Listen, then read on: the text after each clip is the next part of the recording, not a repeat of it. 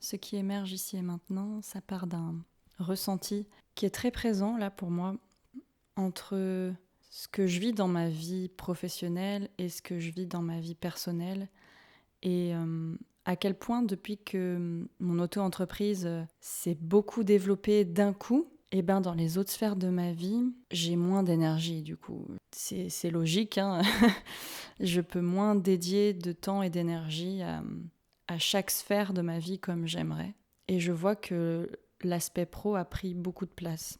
Et j'adore ça en fait. J'adore ce que je fais, j'adore accompagner les gens à mieux se connaître, se rencontrer, se comprendre et connecter à leurs ressources et transformer ce qui était des freins, des blocages, des douleurs en moteur, en terreau fertile pour pouvoir pleinement se déployer et s'épanouir. Ça, j'adore. Et être gardienne de cercle, faire des ateliers collectifs, faire de la co-animation, ça, j'adore aussi. C'est des choses qui me portent et qui me nourrissent parce que ça fait sens et que je me sens vraiment à ma place quand je fais ça. Et en même temps, je vois que pour ce qui est de mes relations, pour ce qui est de moments de repos et de rechargement, et donc de moments de solitude, parce que c'est ma stratégie préférée pour me recharger, il n'y a pas photo. Et pour ce qui est aussi de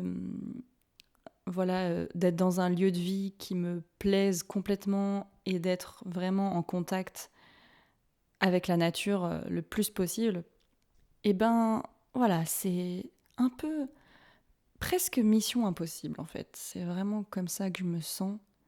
Et j'ai envie de légitimer ça parce que je vois que c'est compliqué pour une part de moi de légitimer. Elle se dit mais tu pourrais travailler encore plus d'heures que ce que tu ne fais déjà. Tu pourrais être en mode métro, boulot, dodo, CDI, 35 heures, achat, mariage, prêt, emprunt, tout ça. Comme on me l'a inculqué, comme je l'ai vu, j'ai baigné là-dedans depuis l'enfance, dans ce modèle comme l'unique modèle valable. Et en fait, non. Spoiler alerte, non. S'il y a des gens à qui ça parle et qui sont épanouis là-dedans, eh ben tant mieux. Et en même temps, si d'autres choses nous parlent, nous font vibrer, eh ben tant mieux aussi et c'est tout aussi valide. Et c'est ça aussi que j'ai envie de partager aujourd'hui. Le fait que depuis l'enfance, on va vraiment intérioriser des normes sociales, des attentes sociales.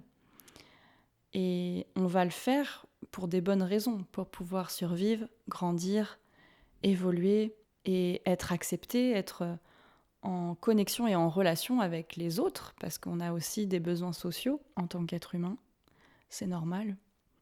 Et en même temps, moi j'ai vraiment beaucoup appris, et je vois ça aussi chez beaucoup de gens que j'accompagne, chez beaucoup de proches, surtout encore plus je trouve chez les personnes neuroatypiques, hypersensibles, cette grande famille dont je fais partie, où on a vraiment appris à se couper de soi, mais à un point où le chemin du retour, après, il est difficile, vraiment. La déconnexion avec soi, elle est telle que bah forcément pour ramener l'aiguille de l'autre côté, un peu comme si voilà, il y avait deux extrêmes et qu'il y avait une aiguille au milieu, là, comme le milieu de la balance, et hop, elle penche complètement d'un côté. Et pour la ramener un peu plus vers le milieu, la voie du milieu, comme on dit, et être à la fois en lien avec soi, s'écouter, écouter ses ressentis, son intuition, ses besoins, et en même temps être en lien avec les autres, avec l'extérieur, et s'affirmer et s'accomplir, et tout ça, c'est vraiment un travail d'orfèvre, quoi. Donc je pense qu'on peut aussi avoir de l'indulgence pour soi-même et pour toutes nos parts, là, nos multiples facettes intérieures qui font de leur mieux, et pour tous les êtres qu'on a été, tous ceux qu'on a été par le passé, les enfants intérieurs, voilà, les parts, on appelle ça comme on veut. On a fait de notre mieux avec ce qu'on a, ce qu'on avait et ce dont on a hérité. Et on fait de notre mieux pour prendre conscience, la voie de la conscience, c'est ça, se retrouver, retourner à notre essence évoluer petit à petit à son rythme. Je pense que c'est super important en fait. On a le droit, j'ai le droit, tu as le droit de galérer, d'être fatigué, de pas tout assurer comme t'aimerais, d'être frustré de pas tout assurer comme t'aimerais. parce qu'il y a des grands élans en fait derrière quoi. Et on a le droit, j'ai le droit, tu as le droit de te sentir seul, en décalage. C'est normal. Vraiment, c'est normal. Le monde, il a été normé d'une certaine manière et on est beaucoup à pas se retrouver là-dedans et à du coup avoir appris que c'est nous qui allons pas en fait. Et il faut se faire violence, il faut se rogner complètement pour rentrer dans l'unique case qui est présentée comme valable et valide et acceptée socialement. Et ça, c'est hyper dur. Et du coup, c'est vraiment, vraiment admirable de vouloir et de cheminer pour le retour à soi, pour prendre soin de soi.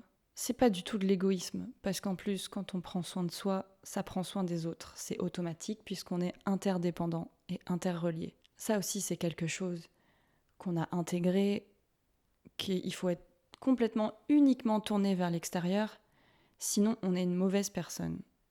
Mais ça marche pas du tout. Comme le dit Thomas Dassembourg, un formateur en CNV, communication non violente, que j'adore, il dit « Si ta compassion ne t'inclut pas toi-même, alors elle est incomplète ». Je trouve ça très vrai. Et ça, je l'ai compris très tard dans ma vie, mais il est jamais trop tard. Et j'aime bien faire le parallèle avec l'image de la nature, des plantes, des arbres. Les êtres humains, c'est pareil en fait. Il faut de la diversité, c'est même pas il faut, c'est là de base. Et un arbre, quand il pousse, quand il sort de terre, il se dit pas ah bah mince, il y a plein d'autres arbres déjà comme moi ou qui me ressemblent ou qui font des choses un peu pareilles. Donc à quoi bon pousser? Je fais pas la différence en fait. À quoi bon? Non, il pousse parce que il sent l'appel. Il sent l'énergie, il sent que c'est là, que c'est son moment, et ça se fait à travers lui. Et après, il grandit, et ses branches et ses feuilles vont faire de l'ombre, vont faire de l'oxygène, vont produire des fruits qui vont nourrir d'autres êtres, qui vont retourner à la terre, qui vont nourrir la terre. Et c'est merveilleux, il fait partie de ce grand tout, de ce cycle hyper, hyper précieux et important. Eh bien, toi, c'est pareil. Moi, c'est pareil. Chaque être, c'est la même chose. On est là, on est dans ce monde, et le monde a besoin de nous. C'est pas pour rien qu'on est là. Donc, j'espère que ce que je viens de partager, ça peut avoir l'effet d'une vitamine, une vitamine d'inspiration, de soutien. Je l'espère de tout cœur, et si ça peut t'encourager, toi qui m'écoutes, à do your thing, comme on dit en anglais. Fais ton truc. Fais ce qui te vient. Un peu comme moi j'ai fait maintenant, parce que ça fait des années-lumière que j'ai envie de faire un podcast et que je le fais pas parce que j'ose pas, parce que j'ai peur de partager ce que je ressens, de montrer ma vulnérabilité, mon authenticité. Et en même temps, c'est là, ça pousse, ça appelle, ça me lâche pas. Parce que c'est important. Et encore plus depuis début 2020 et tout le bouleversement et la dépression mondiale que le monde traverse, qui nous pousse à nous ramener à l'essentiel, de manière proportionnellement forte à quel point on en était éloigné. Et moi, je ressens ça très fort en moi, en fait, depuis 2 ans, où ça me pousse à incarner ma vérité et être qui je suis et m'exprimer avec authenticité et juste être là, quoi. Être là. Merci de m'avoir écouté.